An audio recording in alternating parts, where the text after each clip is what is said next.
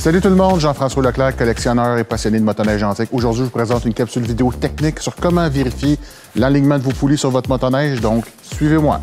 Quand on consulte un manuel d'entretien d'une motoneige, au niveau de la section d'alignement des poulies, on retrouve des dimensions qui sont super importantes, les dimensions X, Y et Z. Ces dimensions-là sont calculées pour avoir une position de moteur idéale. Donc, typiquement, qu'est-ce qui se passe quand la poulie motrice embraye? C'est que le moteur a tendance à tourner un petit peu. Pourquoi? Évidemment, parce que les supports de moteur, il y a du caoutchouc, il y a du néoprène là-dedans.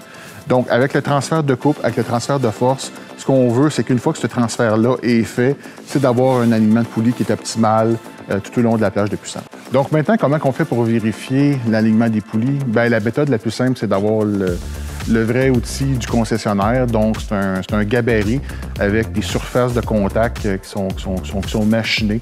Donc, qu'est-ce qu'on fait? C'est qu'on vient l'installer entre les deux poulies. Donc, on vérifie les contacts au niveau de la partie fixe. Donc, la partie, si on peut dire, à gauche de la poulie menée et les surfaces à droite au niveau de la poulie motrice. Donc, avec ça, on a vraiment, quand on vérifie les points de contact, à ce moment-là, on a un alignement qui est parfait.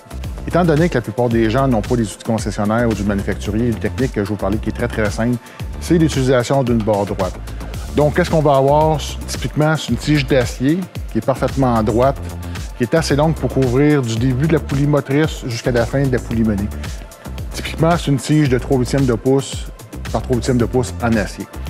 Donc, qu'est-ce qu'on vient faire? C'est qu'on vient ouvrir la poulie menée et on vient insérer au centre la tige d'acier et on vient la pincer entre les deux flasques de poulie. Donc, une fois que la tige est pincée dans la poulie motrice, on a vraiment l'axe de la poulie motrice par rapport au moteur et par rapport à la poulie menée.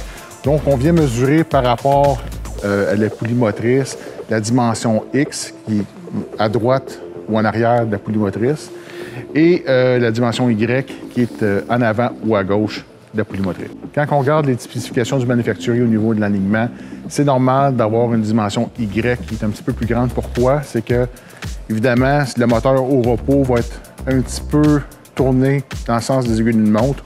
Donc, quand il y a un transfert de couple, à ce moment-là, l'alignement se fait parfaitement. Donc, c'est la raison pourquoi le Y est plus grand que la dimension X. Donc, une fois que vous avez vérifié les dimensions X et Y de votre alignement, c'est important d'aller vérifier la dimension Z. La dimension Z, c'est quoi? C'est vraiment l'espace libre entre la poulie motrice et la poulie menée. Donc, si, par exemple, vous avez une motoneige que la distance entre les deux poulies est relativement faible, qu'est-ce que vous pouvez faire? C'est évidemment, en connaissant la dimension Z, c'est d'aller prendre une douille du bon diamètre, le plus proche possible de la dimension Z, et s'en servir comme go-no-go entre les deux poulies. Donc, ça, c'est la première chose que vous pouvez faire. Sinon, si la distance est grande, comme sur un châssis CK3, comme dans la vidéo, puis évidemment, qu'est-ce que je recommande de faire? C'est coupez-vous un morceau de bois, un morceau de téflon, un petit morceau de métal, qui va servir encore une fois de go-no-go pour venir vérifier votre dimension. Donc, avec ça, vous êtes capable de savoir si votre contact des poulies est selon les spécifications. Autre option qui est intéressante pour vérifier l'alignement des poulies, c'est vraiment d'utiliser un gabarit qui vient d'une compagnie tiers, qui n'est pas du manufacturier, mais qui peut aussi être très utile. Donc, qu'est-ce qu'on fait? C'est un peu le même principe comme la barre d'alignement du manufacturier, c'est qu'on vient vérifier dans le fond, les dimensions, les points de contact au niveau du gabarit.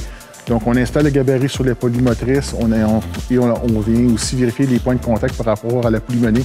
Quelque chose qui est super important, c'est vérifier les instructions qui viennent avec l'outil, parce que tout dépendant là, du manufacturier, tout dépendant de votre motoneige, il y a des jeux à vérifier pour avoir l'équivalent et le bon positionnement moteur par rapport à la poulie motrice. Évidemment, c'est souhaitable d'avoir dès le départ les bonnes dimensions X, Y, Z à l'intérieur des tolérances du manufacturier. Mais quoi faire si vous n'avez pas ces dimensions-là? Il faut considérer à ce moment-là un réalignement du moteur et des poulies. Donc, à ce moment-là, ce que je vous suggère, c'est vraiment de vous référer au manuel d'entretien de votre motoneige pour avoir la bonne procédure. Mais typiquement, qu'est-ce qu'il faut faire? C'est pour venir déboulonner le moteur du châssis de la motoneige et aussi, dans le fond, donner du jeu au niveau de la tige et de la surface qui sert pour compenser pour le transfert de coupe. Donc, qu'est-ce qu'on fait? C'est qu'on vient déplacer délicatement le moteur pour avoir de la bonne dimension X, Y, Z. Et après ça, on réinstalle ça selon les recommandations du manufacturier. Donc voilà, c'était la capsule sur comment vérifier l'alignement de vos poulies sur votre motoneige. J'espère que cette capsule-là vous a plu. Je vous invite à revenir régulièrement sur la chaîne pour d'autres capsules de motoneige antiques. Donc voilà, je vous souhaite une très bonne saison. Soyez prudents et nous, on se revoit en sentier. Bonne saison tout le monde.